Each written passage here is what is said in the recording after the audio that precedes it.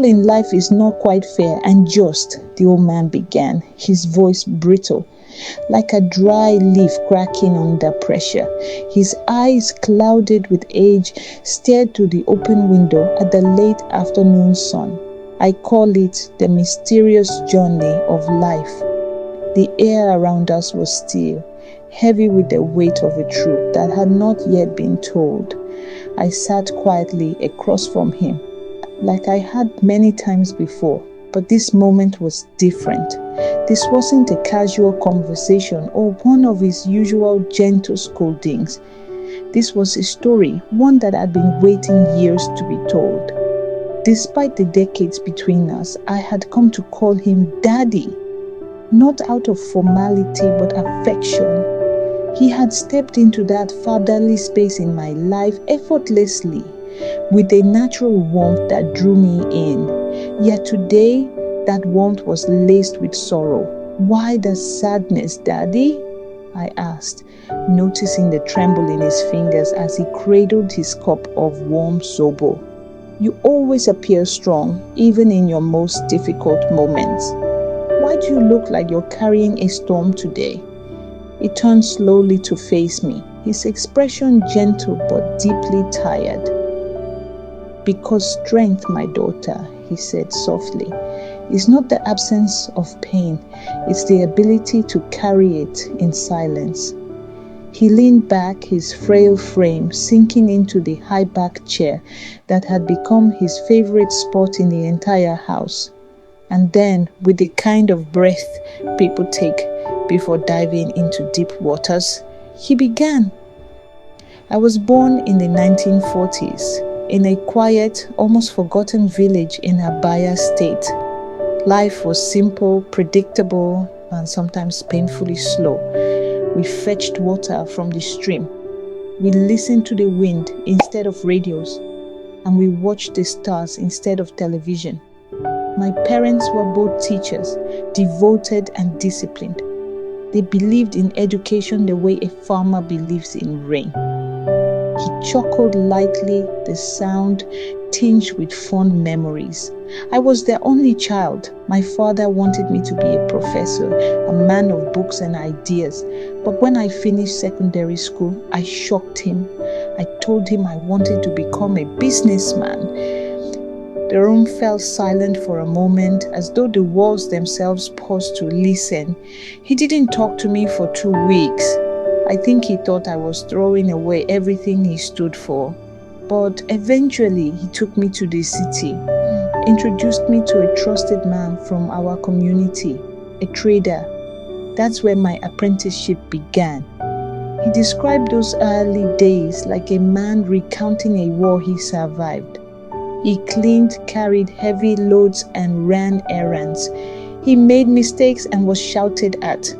But he learned. With every insult, he learned resilience. With every sale, he learned value. And with every failure, he grew.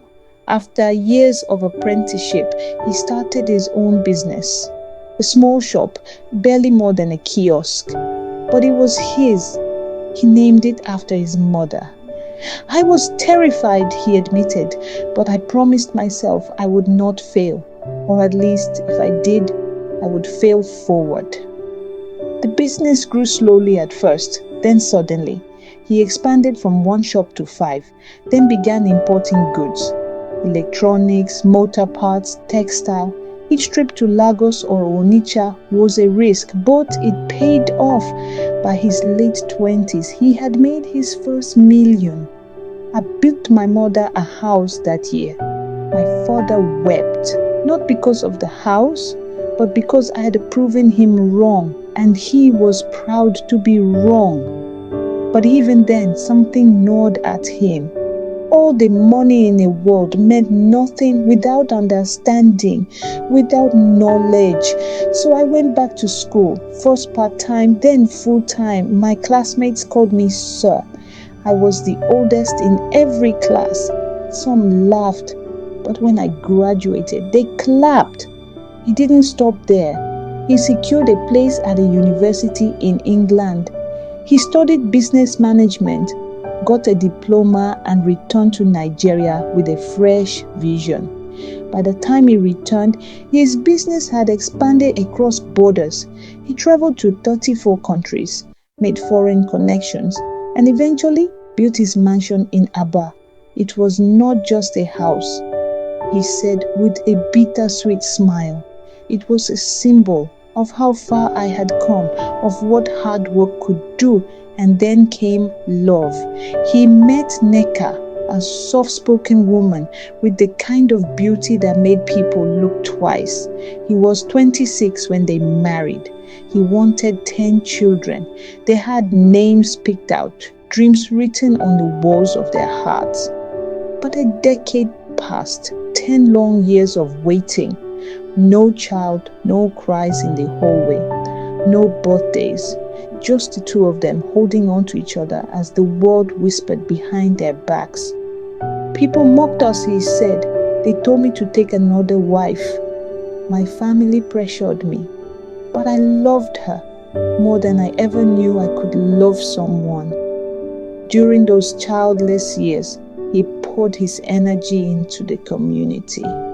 He became a father to the fatherless, bought bicycles for kids who couldn't afford them, paid school fees for neighbors' children, built classrooms for the local primary school. I told myself, if I couldn't be a father by blood, I would be one by kindness. Then, one unexpected day, it happened. His wife conceived. The house that had echoed with silence for so long was filled with joy. 9 months later, a son arrived. He bought his wife a car, a brand new one, straight from the factory. And then 7 years later, they had a daughter. He was overjoyed, grateful. He believed his joy was now complete. His wealth, his education, his beautiful family. Life had finally balanced its scales. But life, as it often does, played another card. The children grew slowly, differently. Doctors called it autism, a word he had never heard before. His son's condition was mild. He could function with support. But his daughter's case was more severe. She barely spoke, couldn't hold a spoon, struggled to look us in the eye. He begged his wife to consider adopting more children, hoping to balance what they had. She refused. She said these were the ones God gave us, and we must love them. And love them they did. He sent them to the best schools money could afford, hired special teachers, built them therapy rooms inside the mansion. But no money could change their fate. Today, his son is in his late 30s, aimless, addicted. He smokes openly, drinks recklessly, brings women into the mansion, strangers who leave behind empty bottles and forgotten underwear. He drives my last car around town, parks it anywhere, treats it like nothing. He has no plans, no dreams, just vibes. His daughter, in her 30s, but still needs help to eat, to dress, to bathe. She cannot hold a conversation. She does not understand the world around her. She smiles randomly, laughs at invisible things. And then, he said quietly, my wife had a stroke. One morning, she just couldn't stand up. Since then, she has been confined to a wheelchair. Speech slow, eyes distant. She often forgets things. Sometimes she forgets him. She used to light up every room. Now she can't even light her own smile. He hired a caregiver, a quiet young woman named Rose. She feeds his wife, cleans the house, takes care of his daughter, speaks only when spoken to. Our presence is a blessing and a reminder of how much has changed. I used to wake up to laughter. Now I wake up to alarms, reminding me it's time for medication. He sighed deeply.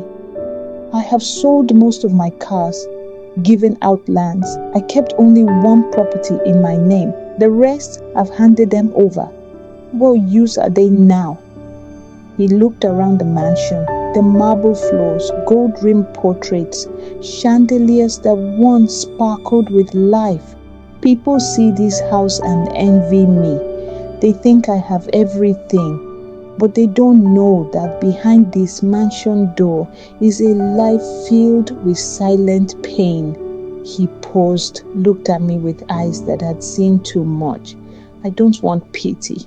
That's why I never tell this story. I just needed someone to listen, just once. I couldn't stop the tears. Are you crying? He asked. No, I whispered. I'm just moved. He nodded. His hands trembled slightly as he reached for mine. If I ever need someone to talk to again, can I call you? Anytime, Daddy, I said. Anytime.